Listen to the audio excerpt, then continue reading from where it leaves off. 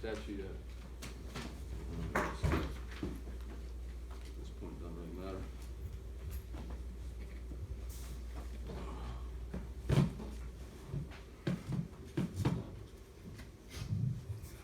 We're very proud of our 5 seniors, 4 that played, and Kay was injured.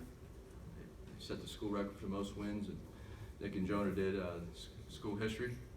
It's quite an accomplishment. They believed in our rebuilding program when they signed with us 4 years ago, and they've had great careers, both 1,000-point scorers. I think Nick's the second all-time leading rebounder. Jonah just set the 3-point record tonight in school history. Broke Elijah Stewart's. He could be mad. Told him not to miss somebody that last game we played.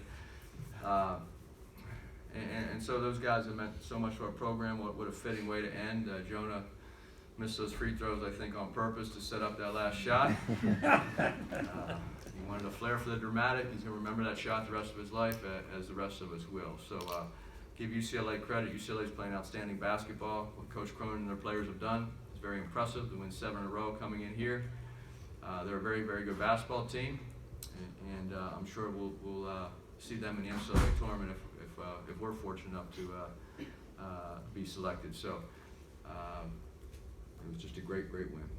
Andy, do you feel like now that you guys are playing your best basketball going into the NCAA Pac-12 tournament? Yeah, we're playing great defense. To hold Arizona to 48 last week, UCLA to 52, Arizona State to 61.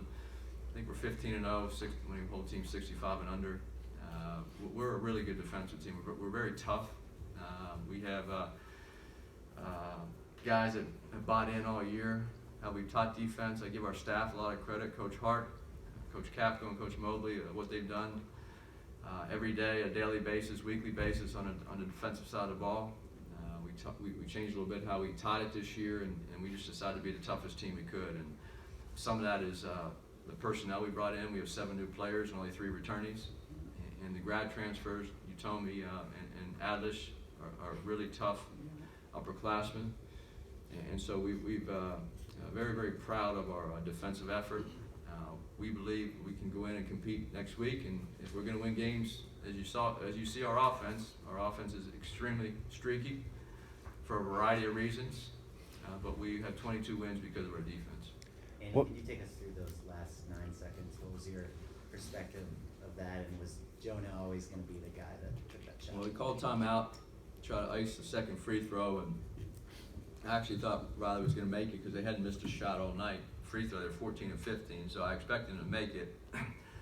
And we just get the ball to Jonah and trying to set a high ball screen. If they switched it, which they did, then he was going to try to take the big and go to work.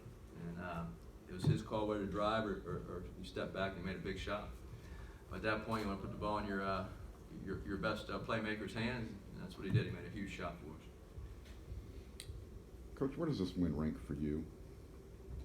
Well, I think anytime you win a game, a sold-out crowd against UCLA, when you're trying to fight for position, we just tied for 3rd in the league. 2 years ago, we came in 2nd, first time in 25 years of USC basketball.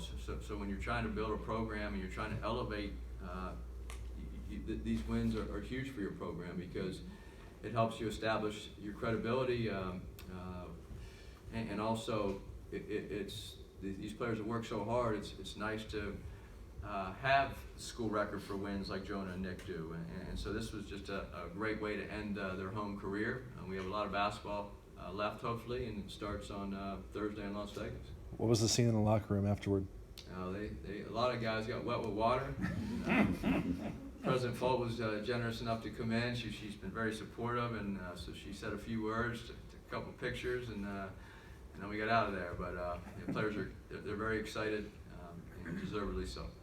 Onyeka didn't get too involved on the offensive end to start the game. How did he get more? Well, we tried to get the ball. We called numerous plays, but UCLA is a really good defensive team, and they're very well coached, and they front the post, and they're physical, and they're shoving Onyeka on every possession and grabbing them and pushing them, and they try to keep the ball out of his hands. So we try to, if you notice, we try to get the ball. They're hard hedging on the ball screen, so instead of getting him the ball in the low post, which we did a few times, we try to get him the ball at the foul line and get them off their bodies because their big guys were hedging our ball screen. So we got the ball quickly to him, especially in the second half. I thought he made 3 or 4 really big time plays. He hit the dunk down the middle. He hit Isaiah for the layup. He got fouled. He made another good pass out to our shooter. The last time he charged over the guy, that wasn't executed perfectly, but I told him we have to work on some sidestepping and some you just put your head down and you gotta have a little more to your game than that. I was joking with him because he's such a good player. Once in a while, you just have to reel him back in, but. He just played a great game tonight. Had 16 points, and he did get 12 shot attempts. But his biggest thing is his turnovers. When he gets pressure or he gets sped up, he's going to improve on that as he keeps going. And hopefully, starts next week. You talked about the offense being streaky. When you look at half and you're shooting 31%, is that now that the team has gotten used to the way this offense kind of gets into a rhythm? Can you tell that they're not really panicking, I guess, when they're shooting poorly even to start the game? This was a typical USC 2020 basketball game. We don't have Jordan McLaughlin, Anthony Melton, Julian Jacobs. We used to score 85 points a night, run up down the court, and playmaking everywhere. And this team is a grinded out, tough team. Look, our 3 seniors, you told me Nick and Jonah were 3 for 18 at halftime. So. I didn't bring that up, but what am I going to say? How much more rewarding is it that the winning shots hit by kids that's been here 4 years and stuck around in this day and age of college basketball? Well, it's tremendous. Just an amazing way to finish his career here at home because Jonah, when we were building the program, he was a highly recruited player out of Santa Monica High School, and he decided to join McLaughlin and Metu and Boatwright and Elijah Stewart and D'Anthony Melton came in with Jonah. At the time, we had like 7 guards on our team, and we always and Coach Jason Hart always brings this up. When D'Anthony Melton and Jonah Mathews committed to USC, we had 7 or 8 guards, maybe 8 guards on our team that were supposed to come back, and we had some guys leave. Jacobs ended up leaving early for the draft. I think Kate Reinhardt transferred and somebody else. So when they walked in the door, there were no guarantees for playing time. We didn't guarantee them anything. And so what happened? Jonah played 20 minutes a game as a freshman. D'Anthony Melton ended up starting for us after the 6th or 7th game. And D'Anthony's starting for the Memphis Grizzlies right now. And Jonah's had an amazing, one of the all-time great shooting guard careers in USC history. So it's very fitting that he can end his career with a 3-point record. A big shot like that he'll remember. But it's a testament to his development as a player. He's actually a better defensive player than he is offensive player. He's our best defender. He's probably the best guard defender in the Pac-12 right now.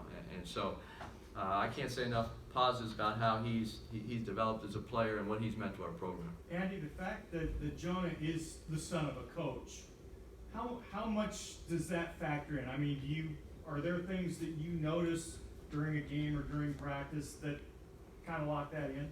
Yeah, his father Phil has been a long-time basketball coach at a variety of levels, head coach, assistant coach. So he grew up around the game, and as I did as well. So I think as a coach's son, you pick things up, and Jonah's basketball IQ is as high as any player we've ever coached. And a lot of that stems from his basketball family and his father, just being around it. So it certainly helps him offensively, but really helps him defensively. What he anticipates defensively is really fun to watch.